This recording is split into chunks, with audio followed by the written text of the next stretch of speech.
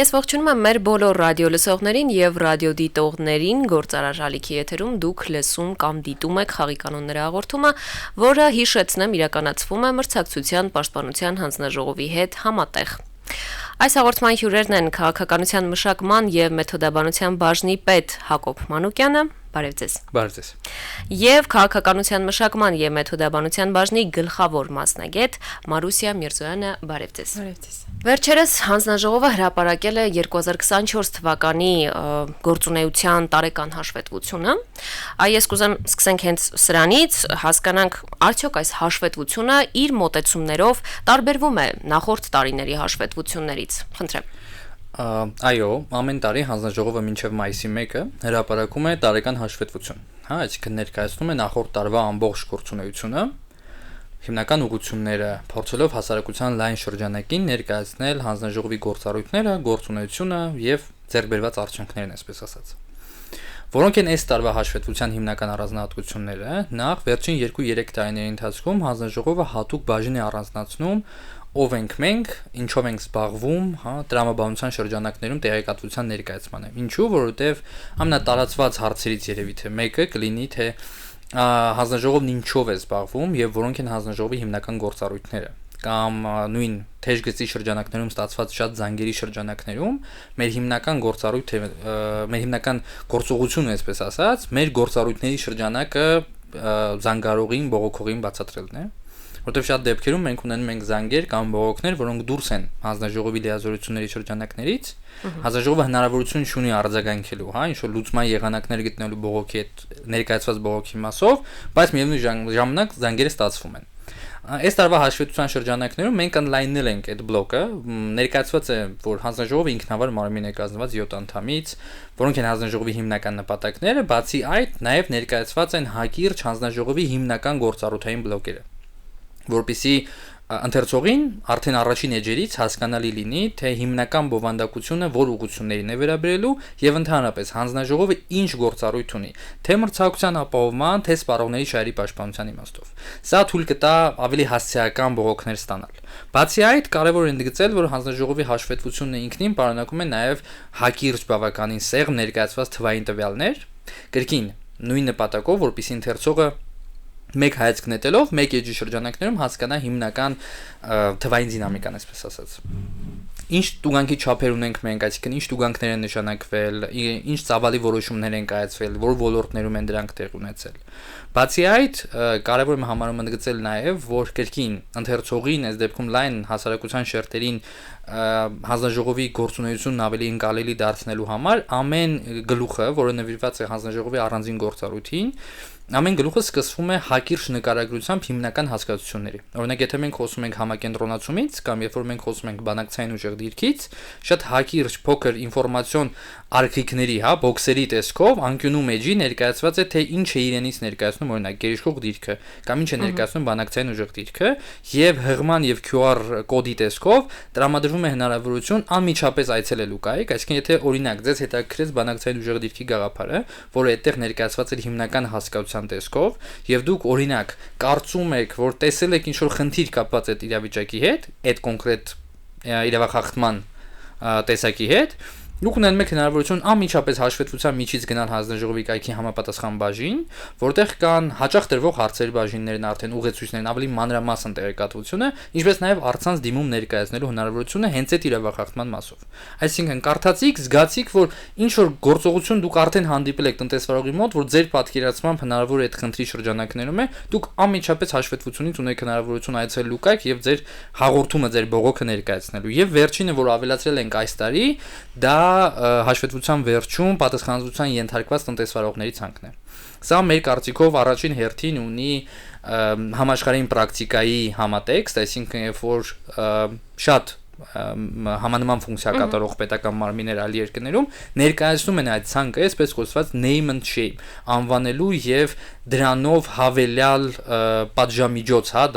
դարձնելու այդ գործողությունը այն տնտեսվարողի համար, որը որ այդ ցուցակում ներկայացված է։ Միևնույն ժամանակ սա շատ կարևոր կանխարգելիչ բովանդակություն ունի, որտեղ տնտեսվարող սուբյեկտը հետագայում էլ իրավախախտում կատարելու շրջանակներում պետք է հասկանա, որ նա ոչ միայն ֆինանսական պատասխանատվության կենթարկվի, այլ նաեւ նրա անունը կտեղադրվի հանձնաժողովի հասանելի աղբյուրներում եւ հանրության լայն շրջանակները կիմանան, որ նա ունի իրավախախտում մրցակցության կամ սպառողների շահերի պաշտպանության իմաստով։ Մյուս կողմից էլ հենց նույն սպառողների կամ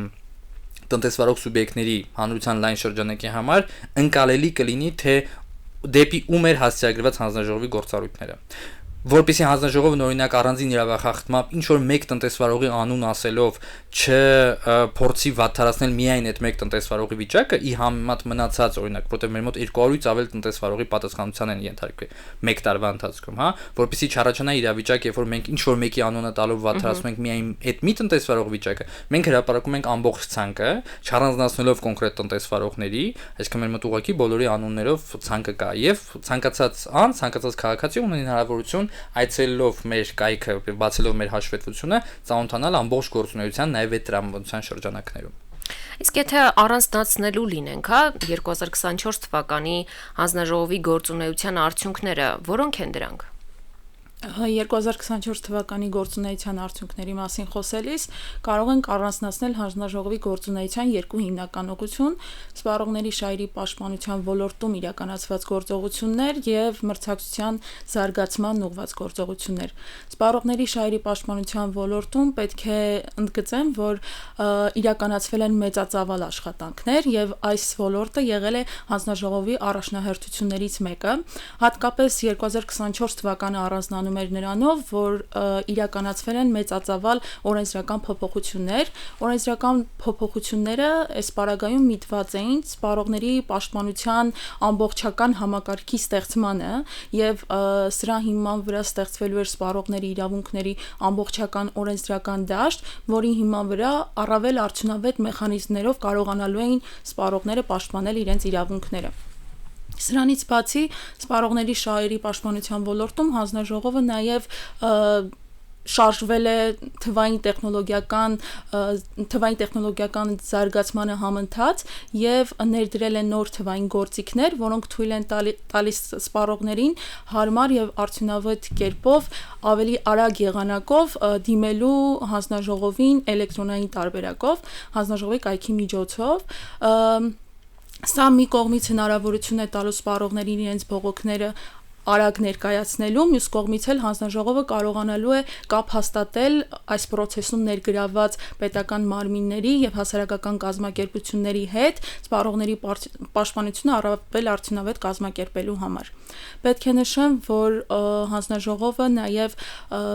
մեծագույն աշխատանքներ է կատարել մրցակցության բարելավման ուղղությամբ եւ այս համատեքստում հանձնաժողովը հատկապես կարևորել է ուժ վճարումների ձևով իրավախախտումների բացահայտումը։ Այս տարին առանձնահատուկ էր նրանով, որ ուժի մեջ մտան ուժ վճարումների մասով օրենսդրական փոփոխությունները եւ հանձնաժողովը անմիջապես ձեռնմուխ եղավ ուսումնասիրությունների իրականացմանը ինչպես գյուղատնտեսական արտադրանքի մթերման ոլորտում, այնպես էլ առևտրային ցանցերի կողմից մատակարարներին ուժ վճարումների մասով եւ պետք է ընդգծենք, որ հանձնաժողովի ջանքերի շնորհիվ 2024 թվականի դրությամբ արձանագրվել էր ավելի քան 1.6 միլիարդ դրամի պարկ չկատարված պարտավորություն, որը արդեն իսկ մարված է եւ գյուղացիներին եւ առևտրային ցանցերին մատակարարումներ իրականացնող տնտեսվարող սուբյեկտներին։ Մրցակցային միջավայրի զարգացման ուղղված գործողությունների մասով պետք է նշեմ նաեւ, որ հանձնաժողովի մոտ աճել է նաև արդյունավետ վարչարության իրականացումը, քանի որ այս տարի իրականացվել են մեծաթիվ վարույթներ եւ այդ վարույթների քանակը համեմատած նախորդ տարիներին բավականին էական տարբեր է եղել։ Դրա մասին է վկայում նաև այդ վարույթների արդյունքում իրավախախտումների արձանագրման փաստը եւ վարույթների հիմնական դեպքերում ոչ թե վարույթները կարճվել են, այլ տնտեսվարող սուբյեկտների իրավախախտման փաստը հաստատվել է եւ համապատասխան պատասխանատվության միջոցներ են կիրառվել։ Պետք է նշեմ, որ ավելի քան այս տարի 3 միլիարդ տուգանք է նշանակվել հանձնաժողովի կողմից,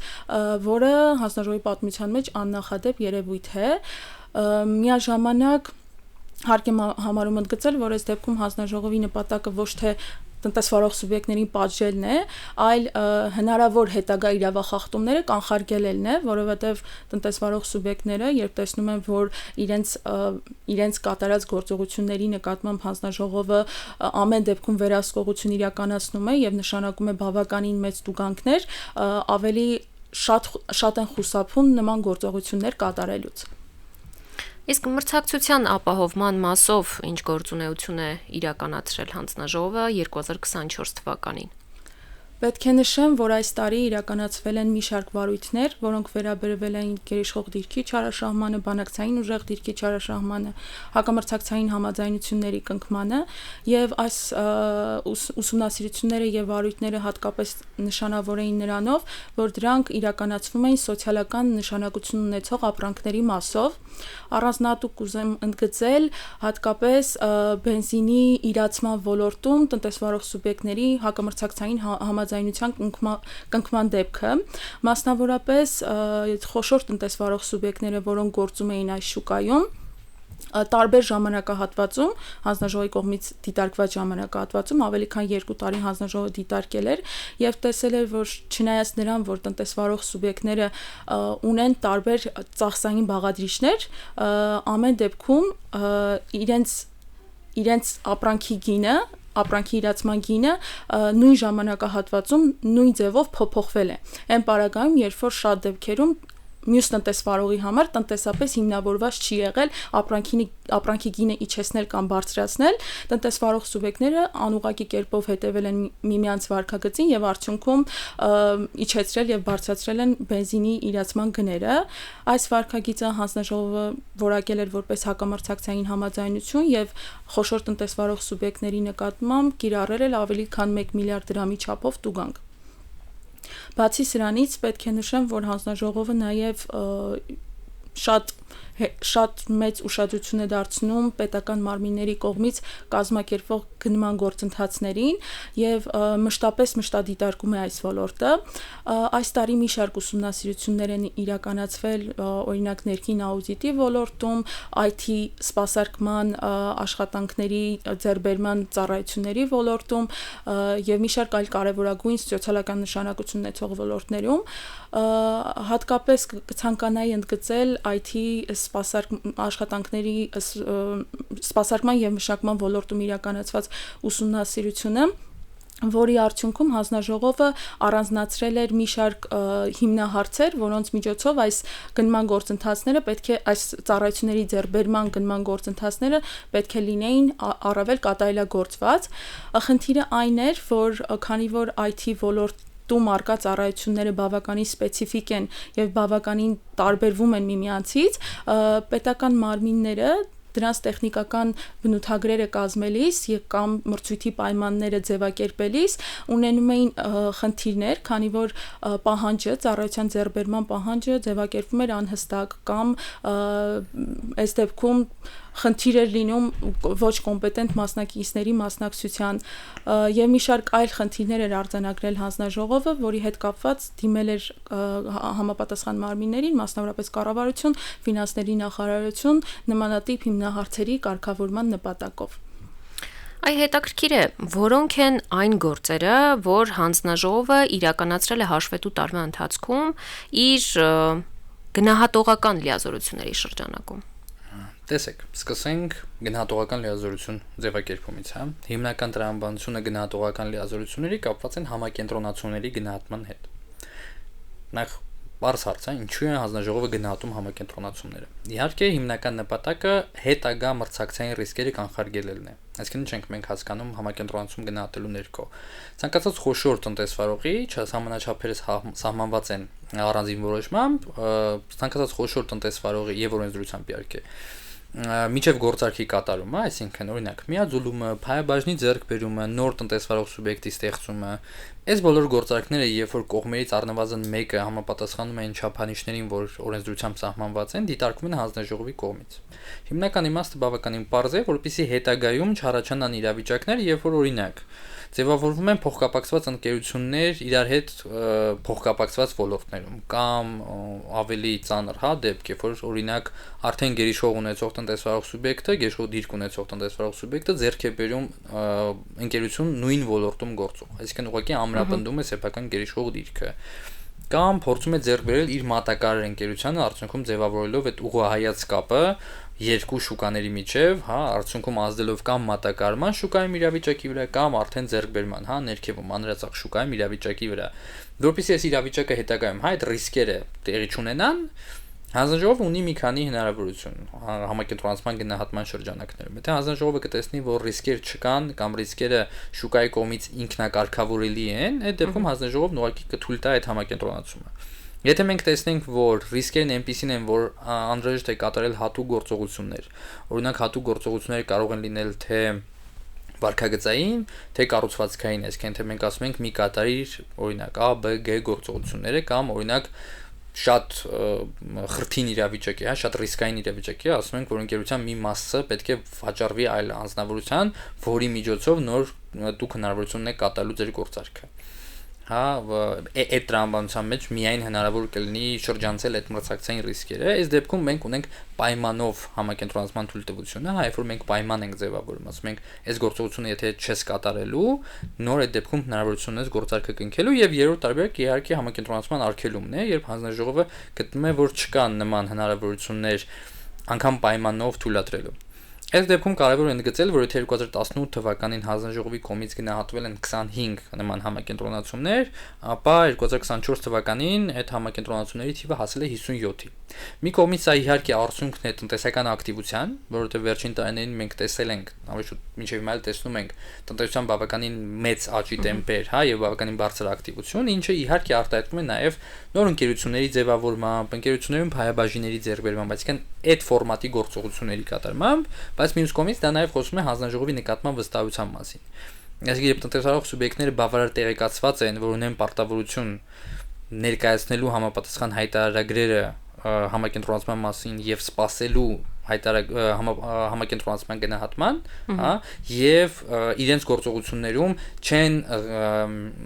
տեղեկացվածության եւ այդ պարտավորվածության ընկալման հաշվին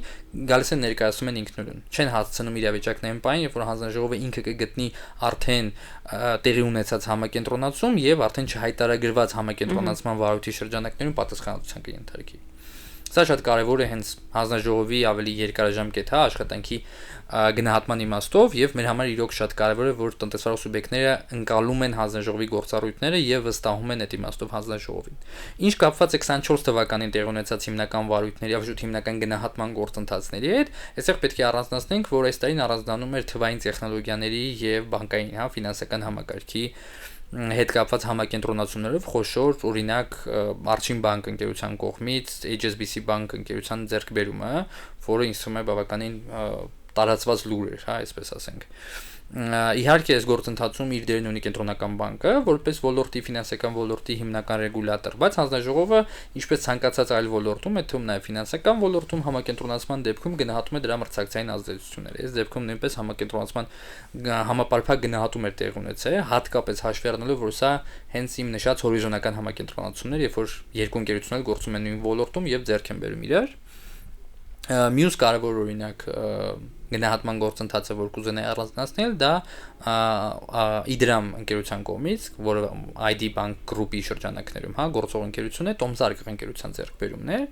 Էլի այստեղ շատ կարևոր է ընդգծել այն հանգամանքը, որ բացի նրանից, որ հանձնաժողովը դիտարկում է, ընկերությունների փոխկապակցվածությունը, ոլորտները, որտեղ ընկերությունների գործում են, հնարավոր ռիսկերը, հանձնաժողովը նաև դիտարկում է տնտեսության համար դրա օգտակարությունը։ Օրինակ, այս դեպքում շատ կարևոր է ընդգծել, որ արդյունքում ձևավորվում է վճարահաշվարկային համակարգի եւ Տոմսերի էլեկտրոնային համակարգի նոր համադրություն, միասնական ընկերություն, որը նախկինում չէր գործում Հայաստանում, այսինքն շուկայում նոր product է ձևավորվում այս համակենտրոնացման արդյունքով, ինչը տնտեսության համար իհարկե նորարարության ու նոր տեխնոլոգիաների ներդրման իմաստով շատ կարևոր է։ Մյուս կողմից իհարկե հանձնաժողովը ցանկացած դեպքում անկախ այդ նորարարության հանգամանքից դիտարկում է մրցակցային ռիսկերը, եւ այս դեպքում էլ հանձնաժողովը լիարժեք գնահատել էր իրավիճակը եւ տվել էր դրական եզրակացություն, թույլատրել էր համակենտրոնացման իրականացումը։ Մենք այս տաղավարից առիթ ունեցել ենք իհարկե նախկինում էլ զրուցել մրցակցության պաշտպանության հանձնաժողովի կողմից սկսված սպառողների շահերի պաշտպանության նոր համակարգի ձևավորման մասին, բայց եթե ամփոփելու լինենք 2024 թվականի ընթացքում հանձնաժողովը այս ուղղությամբ ինչ աշխատանքներ է տարել։ Ինչպես արդեն իսկ նշեցի, հանձնաժողովը սպառողների շահերի պաշտպանության ուղղությամբ այս տարի մեծածավալ աշխատանքներ էր իրականացրել։ Դրա մասին վկայում են եւ հանձնաժողովի կողմից իրականացված վարույթները, եւ օրենսդրական փոփոխությունները, որոնք իրականացվեցին, եւ թվային գործիքակազմը, որը այս տարի ներդրվեց հանձնաժողովի կողմից։ Պետք է նշեմ, որ այս ոլորտում իրականացված վարույթներից հատկապես առանձնահատուկ էր եւ հետաքրքրական էր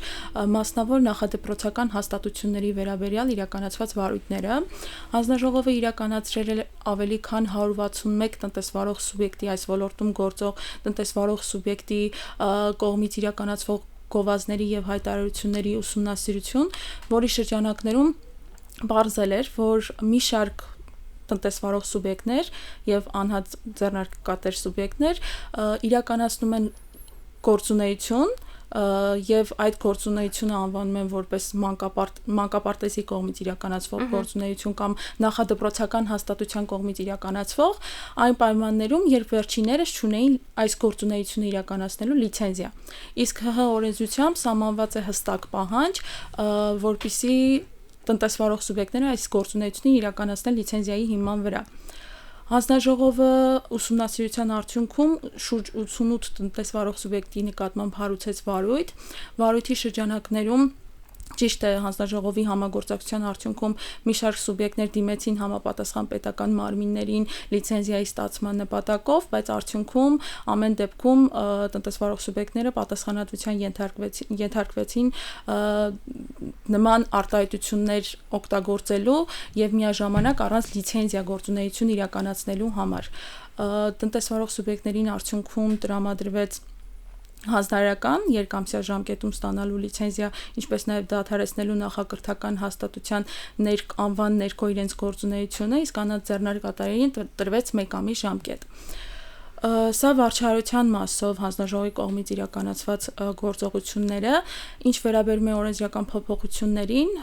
նախորդ հաղորդումներում, ինչպես ճիշտ նշեցիք, բազմիցս խոսվել է յուրաքանչյուր փոփոխության մասով առավել մանրամասն, բայց եթե ընդհանրական նշենք, պետք է նշեմ, որ այս տարի փոփոխություններ իրականացվեցին սպառողների իրավունքների պաշտպանության մասին օրենքում, տնտեսական մրցակցության պաշտպանության մասին օրենքում եւ առևտրի եւ ծառայությունների մասին օրենքում։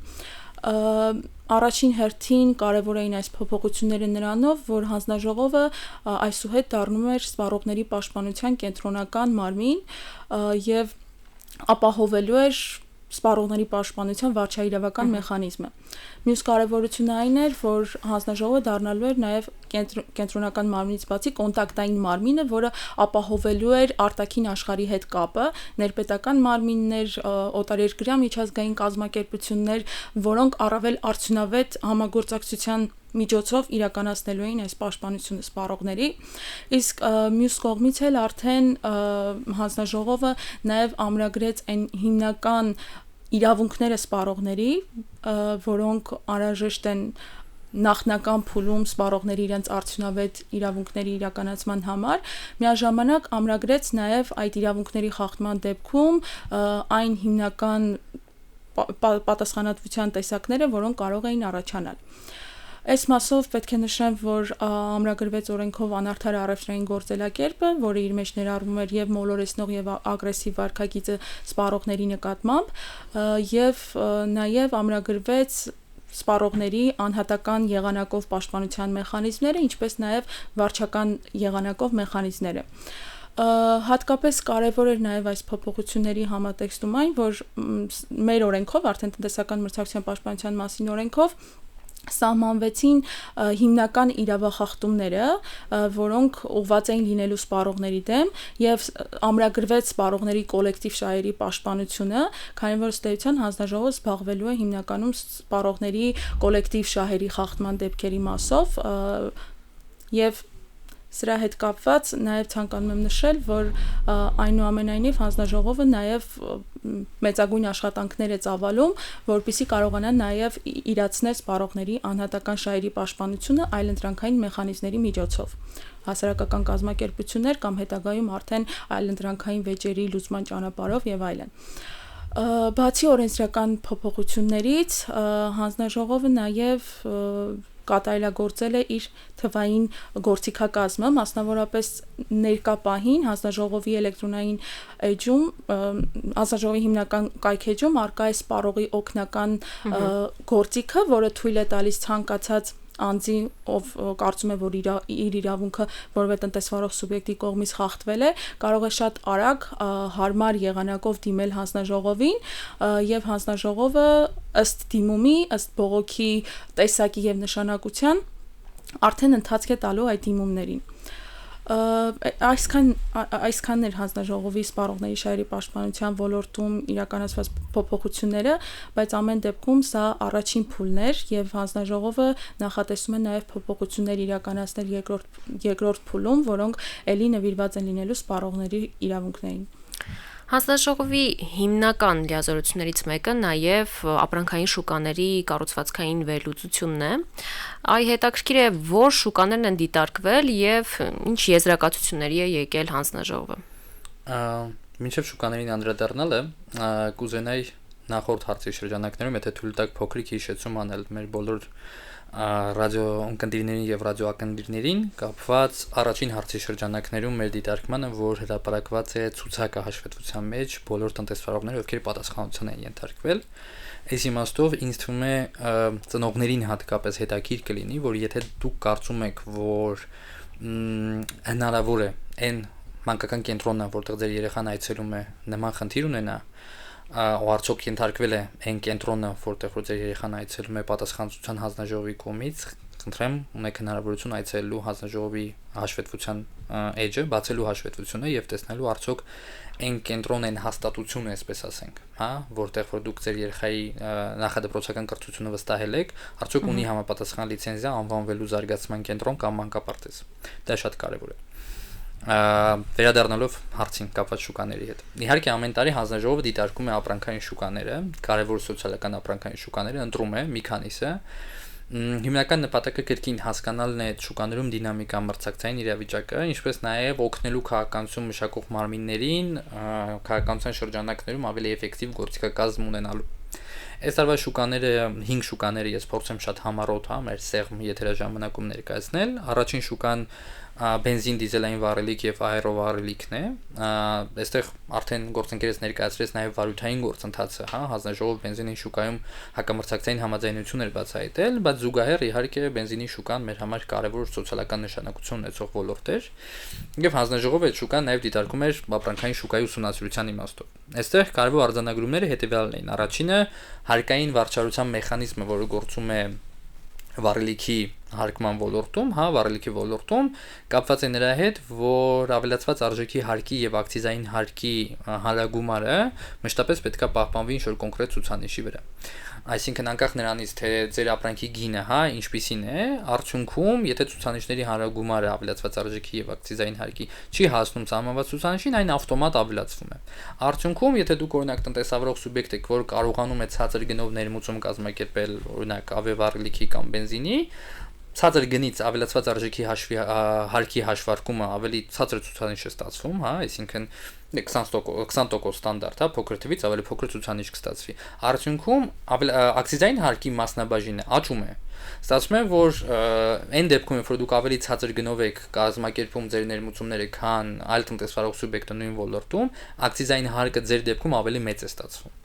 Այս մասով հանձնաժողովը առաջարկել էր գործընկերներին մտածել եղանակ, որտեղ մեր մոտ ունենք համաչափ ակցիզային հարկի կիրառման հնարավորություն չստեղծելու անհամաչափություններ տարբեր տնտեսվարող սուբյեկտների հարկման բազայի եւ հարկման մեխանիզմի միջեւ։ Դրանից բացի կարևոր խնդիր ունեին կապված տարբեր տեսակի էներգակիրների ներմուծման ու այդ ներմուծված էներգակիրները բենզինի անվան տակ օրինակ իրացման դեպքերի ու նման ռիսկերի համատեքստում, այստեղ հանձնաժողովը միանգամից մի քանի գործողությունների համախումբ է առաջարկում, առաջինը հստակեցնել ակցիզային հարկի ներքո գտնվող ապրանքների շրջանակը, որտեղ այս դեպքում մենք ունենում ենք հավելյալ վերահսկողական մեխանիզմ իդեմս ՊԵԿ-ի ակցիզային հարկով հարկման ապրանքների շրջանակներում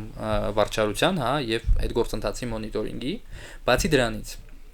մեծածախ ու մանրածախ շուկաներում առանձին առաջարկներ կան։ Առաջարկում է մեծածախ շուկայում իրացումը թույլ տալ մենակ այն դեպքում, երբ որ մենք ունենք հստակ պայմանագրեր եւ մյուս կողմը, որ ձեռքբերումն է իրականացնում, ունի վերջում լցակային կամ պահպանման վայր, որպեսզի վաճառքի արդյունքում մենք ունենանք հստակ հետագից ձեռքբերված էներգագիրի վերջնական իրացման։ Մանրածախ շուկայում առաջարկվում է իրացումը կազմակերպել թույլ տալ միայն բենզալցակայաններին։ Արդյունքում կրկին մենք ունենում ենք ավելի հստակ ապրանքային շղթա, ներմուծումից մինչև վերջնական սպառողին իրացում, ինչը թույլ կտա ավելի հստակ ընկալել ու ավելի հստակ նաև վերահսկել գործընթացը էներգագիրների իրացման, չթույլ տալով վերոնշյալ խարդախությունների ֆորմատի գործողություններ։ Բացի դրանից նաև ընդհանուր ոլորտի իմաստով, հաշվի առնելով ոլորտներում կենտրոնացվածության բարձր աստիճանը, կարելի է դիտարկել նաև քաղաքականության մշակողի կողմից մեծածախ ու մանրածախ ոլորտներում տարբերակված տնտեսվարող սուբյեկտների կողմից գործունեության թույլտվությունը։ Այսինքն, որպեսզի չլինի իրավիճակ, որ նույն տնտեսվարող սուբյեկտը գործում է համ մեծածախ, համ մանրածախ ոլորտում, որպեսզի չունենանք ռիսկը, որ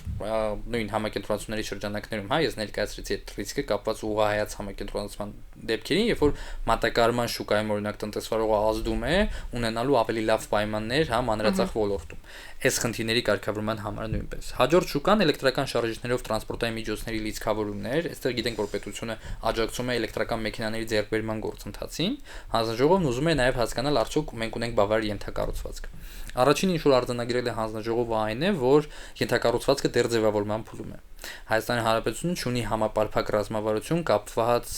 հենց լիցքավորման այդ ոլորտի զարգացման հետ։ Միևնույն ժամանակ, այսինքն մենք ունենք իրավիճակ, երբ որ մենք աջակցում ենք, ու խթանում ենք, որպեսզի ներմուծումները կապված էլեկտրական շարժիչով մեքենաների ավելանան, բայց տեղում ենթակառուցվածքի զարգացումը ունի այտենց միասնական մոդել։ Բացի դրանից կարևոր արձանագրում էր նաև, որ իհարկե էլեկտրական էներգիայի բաշխման ցանցը մենաշնոր դիրքում գտնվող ընկերության կողմից է կառավարվում, որտեղ բաշխող ցանցը ինքնին բնական մենաշնորհի տրամաբանության մեջ է։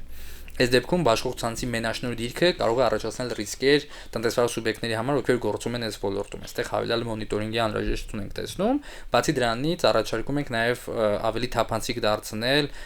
կայանի բաշխման ցանցի միջոցով ավելացվող հզորությունների կամ դրանց հասանելիության կետերի վերաբերատեղեկատվությունը, որպեսզի նույն ինքը բաշխիչ ցանցը չունենա հնարավորություն անհարկի եւ առանց հիմնավորման հրաժարվելու այս ոլորտ, էլեկտրական մեքենաների լիցքավորման ոլորտ մտնող տնտեսվարողներին, այդ լցակայանների, այսպես անվանենք դա, լիցքավորման կայանների կետերի տրամադրման կամ նման կետերի հարդարման ենթակառուցվածքի ձևավորման հարցում, բացի այդ կարևոր է նաև հենց կապված լցակայանների, լիցքավորման կայանների արկայության հետ, կարևոր է նաև հանրային սեփականության վարձակալության, եւ օգտագործման կանոնակարգերը։ Այստեղ առաջարկում ենք, որ համապատասխան պետական մարմինները ավելի հստակեցնեն ընթացակարգերը, օրինակ հրապարակեն հատուկ ուղեցույցներ այսպիսի տնտեսվարողների համար, որովհետև փաստացի ենթակառուցվածքի զարգացումը մշտապես ուղեկցվելու է հանրային ենթակառուցվածքի, հանրային տարածքների օգտագործման հետ, եւ իհարկե առաջարկում են գործունեության առանձին տեսակ հստակեցնել, որովհետև փաստացի մենք ունենք սպეციფიկ ծառայություն, որը չի տեղավորվում արկա ծառայությունների տրամաբանության մեջ, որոնք որ էսպային գործում են որպես ցանկ գործունեության տեսակների։ Երրորդ ոլորտը մրգային օղիներն էին։ Այստեղ կարևոր է ինչ իմաստով, որովհետև Հայաստան Հանրապետության համար մրգային օղիները մշակութային ոչ նյութական պահպանման օբյեկտ են։ Այս իմաստով առանձնացրել ենք այն հանգամանքը, որ հարկային օրենսգրքի փոփոխությունը ակցիզային հարկի մասով բավականին խնդիրներ կարող է առաջացնել տնտեսվարող սուբյեկտների համար։ Մյուս կողմից մենք կարծում ենք, որ հնարավորություն կա հենց այդ համատեքստում որպես մշակութային օբյեկտ պետության կողմից աջակցության ծրագրերի իրականացմանը միաժամանակ ավելի խիստ վերահսկողության իրականացմամբ, ինչի որ չունենանք իրավիճակ, երբ որ օրինակ ծորենի օղին հավելյալ օրինակ բուրավետիչների միջոցով ներկայացնում է որպես մրգային օղի։ Նախավերջին այսպես ասած 4-րդ շուկան վերելակների շրջանառության եւ տեղադրման ոլորտներ, այստեղ բազմաբնակարան շենքերի կառուցման հանգամանքն իհարկե առաջնային է, որովհետեւ մենք ունենք այդ զարգացող ոլորտը շինարարության, ու այստեղ այս ծառայությունը ինքնին երևի թե ամենակարևոր ծառայություններից մեկն է։ Այստեղ առանձնացրել ենք, որ օրենսդրության հետ կապված բավականին լուրջ խնդիրներ ունենք։ Առաջին խնդիրը կապված նրա հետ, որ վերելակների ծառայության ժամկետի ավարտից հետո հստակեցված չէ ընթացակարգը դրանց օգտագործման ժամկետի երկարացման, եւ երկրորդը լիցենզավորման նորմերի հստակեցման կարիք կա հենց տեղադրման, չափագրման եւ այդ դրա հետ կապված գործընթացների հետ։ Ինչպես նաեւ առանձնացրել ենք, որ ոլորտում գործում է ՊՕԱԿ, պետական ոչ առևտրային կազմակերպություն, ինչը ինքնին ռիսկ կարող է առաջացնել հա պետության կողմից հարաբերություններում նեյտրալության, հա մրցակցային նեյտրալության ապահովման մասով դեպի մասնավոր տնտեսվարող սուբյեկտներ եւ դեպի փաստացի պետական կազմակերպություն։ Վերջին ոլորտը, որ հանձնաժողովը ուսումնասիրել էր, ամրաններն էին, էլի կապված շինարարության հետ, էլի շատ կարևոր ոլորտ։ Այստեղ առաջին կետը արդյունքների իմաստով, որ հանձնաժողովն ընդգծել էր, այն էր, որ անհրաժեշտություն կա հստակեցնելու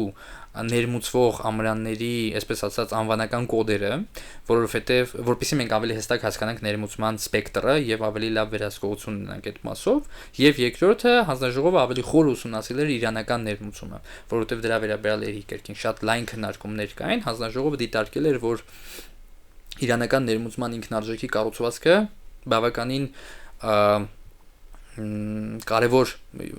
ընդգծումներ ունի, այսպես ասենք, հա, կապված օրինակ Իրանի պետության կողմից, հա, Իսլամական Հանրապետության կողմից աջակցության ծրագրերի իրականացման մասով, այստեղ հանձնաժողովը կերկին գործընկերներին քաղաքականություն մշակող առաջարկել էր մտածել դրա հակազդման մեխանիզմները, հաշվի առնելով տեղական տնտեսվարողների առկա իրավիճակը, դիտարկելով, հա, իրանական կողմի ներմուծումները։ Երևի թե այսքան, եթե փորձենք շատ հակիրճ ներկայացնել շուկաների վերլուծության մասով իրականացված գործունեությունը։ Եվ արդեն ամփոփելով, քանի որ մեր եթերաժամանակը մոտենում է իր ավարտին, ես կուզեմ ներկայացնեք նաև այս արդյունքների հիման վրա, որոնք են հանձնաժողովի 2025 թվականի առաջնահերթությունները, խնդրեմ։ Հանձնաժողովի 2025 թվականի առաջնահերթություններից է սպառողների շահերի պաշտպանության համակարգի զարգացումը, ինչպես նշեցի, մենք ներկա պահին արդեն ունենք արդյունքներ առաջին փուլով սպառողների իրավունքների առաջին փուլում իրականացրել ենք միայն մի մասը սպառողների իրավունքների ամրագրման մեր օրենսդրությամբ եւ ներկա պահին արդեն իսկ էկոնոմիկայի նախարարության հետ համատեղ մշակվում է նոր օրենսդրական փաթեթ, որը վերաբերվում է պայմանագրերում անարդար պայմանների սահմանմանը, մոլորեսնող գովազդին կամ ապրանքի համապատասխանությանը պայմանագրերին եւ մի շարք այլ կարգավորումներ ենք նախատեսում այս փուլում իրականացնել։ Միաժամանակ բացի օրենսդրության կատարելագործումից հանձնաժողովը նպատակ ունի նաեւ իր թվային գործիքակազմը այս ոլորտում ավելի կատարելագործելու եւ մենք ներկա պահին էլ հանձնաժողովը իրականացնում մեծածավալ գործունեություն հետագայում համակարգը առավել կատարելագործելու համար։ Բացի այդ, մենք նախատեսում ենք նաև սպառողների շահերի պաշտպանության նպատակով ավելի ակտիվացնելու հանձնաժողովի գործունեությունը եւ համագործակցությունը հասարակական կազմակերպությունների հետ, որովհետեւ հանձնաժողովը, ինչպես նշեցի, զբաղվելու է սպառողների կոլեկտիվ շահերի պաշտպանությամբ եւ այս դեպքում անհատական շահերի պաշտպանությունը հանձնաժողովը նախատեսում է իրականացնել հասարակական կազմակերպությունների հետ համատեղ եւ նրանց միջոցով։ Միաժամանակ հանձնաժողովը կարևորելու է նաև սպառողների կրթվածության աստիճանի բարձրացումը, քանի որ սպառողը կարող է օգտվել իր իրավունքներից այն դեպքում, երբ դրանց մասին լավ տեղեկացված է, եւ այս մասով հանձնաժողովը մտքեր ունի նաև սպառողական կրթության մասով, նախատեսվում է սպառողների կրթությունը ներառել դպրոցական մոդուլներում, սա իհարկե մոտ ապագայի հարց չէ, բայց